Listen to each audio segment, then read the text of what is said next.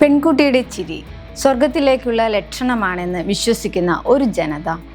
കാലുകൾ നിലത്ത് കുത്താനാവാത്ത 2 വയസ്സ് മുതൽ ഏകാന്ത ജീവിതം നയിക്കേണ്ടി വരുന്ന ഒന്നും അറിയാത്ത പ്രായത്തിൽ രാജ്യത്തെ മുതിർന്ന നേതാക്കൾക്കടക്കം ദർശന പുണ്യവും അനുഗ്രഹവും നൽകേണ്ടി വരുന്ന പെൺകുഞ്ഞ്. വിചിത്ര ദേവസങ്കല്പങ്ങൾക്ക് പേരുകേട്ട നേപ്പാളിലെ ദൈവത്തിനാണ് ചിരിമാഞ്ഞ മുഖവുമായി നടക്കേണ്ടി വരുന്നത്. ഇതാണ് നേപ്പാളിൻ്റെ കുമാരിയുടെ കഥ. രാജ്യത്തെ ഹിന്ദുമത വിശ്വാസികളുടെ ഏറ്റവും ദീർഘവും പ്രാധാന്യവുമുള്ള ആഘോഷങ്ങൾക്കിടെയാണ് കുമാരി ദേവതയെ തെരഞ്ഞെടുത്തത്. നേവാർ സമുദായത്തിലെ ശാക്യ വംശത്തിൽ നിന്നുള്ള പെൺകുട്ടികളെയാണ് ജീവിച്ചിരിക്കുന്ന ദേവതയായി തെരഞ്ഞെടുക്കുന്നത്. 2 മുതൽ 4 വരെ പ്രായമുള്ള പെൺകുട്ടികളെയാണ് ഇത്തരത്തിൽ തെരഞ്ഞെടുക്കപ്പെടുന്നത്. പരുക്കുകളില്ലാത്ത ചർമ്മം, മുടി, കണ്ണുകൾ പല്ലുകളോട് കൂടിയതും ഇരുട്ടിനെ ഭയപ്പെടാത്തതുമായി 2 വയസ്സ് മുതൽ 4 വയസ്സ് വരെ പ്രായമുള്ള പെൺകുട്ടികളെയാണ് വെർജിൻ ഗോഡസ് ആയി തെരഞ്ഞെടുക്കപ്പെടുന്നത്.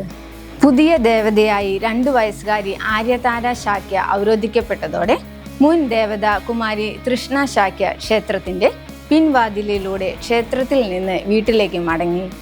അടുത്ത കുമാരിയായി തിരഞ്ഞെടുക്കപ്പെട്ട 2 വയസ്സുകാരി ഇനി വർഷങ്ങളോളം ഈ ക്ഷേത്രത്തിനുള്ളിലാവും കഴിയുക.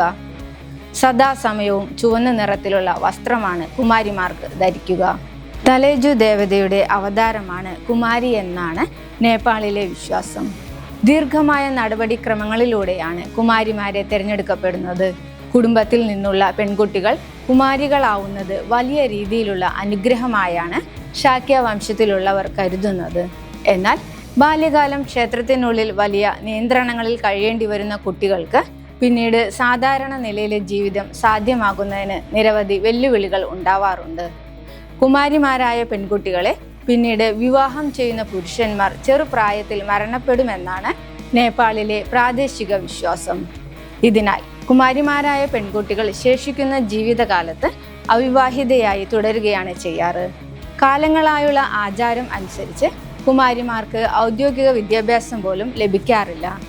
ലോകത്തിന് മുന്നിൽ ഒരു വിചിത്ര ആചാരമാണെങ്കിലും നേപ്പാളിൻ്റെ സ്വന്തം ജനതയുടെ മതവികാരങ്ങളെ വ്രണപ്പെടുത്തരുതെന്നാണ് പൈതൃക സംരക്ഷണം ലക്ഷ്യമാക്കി പ്രവർത്തിക്കുന്ന വിവിധ സന്നദ്ധ സംഘടനകളുടെ ആവശ്യം.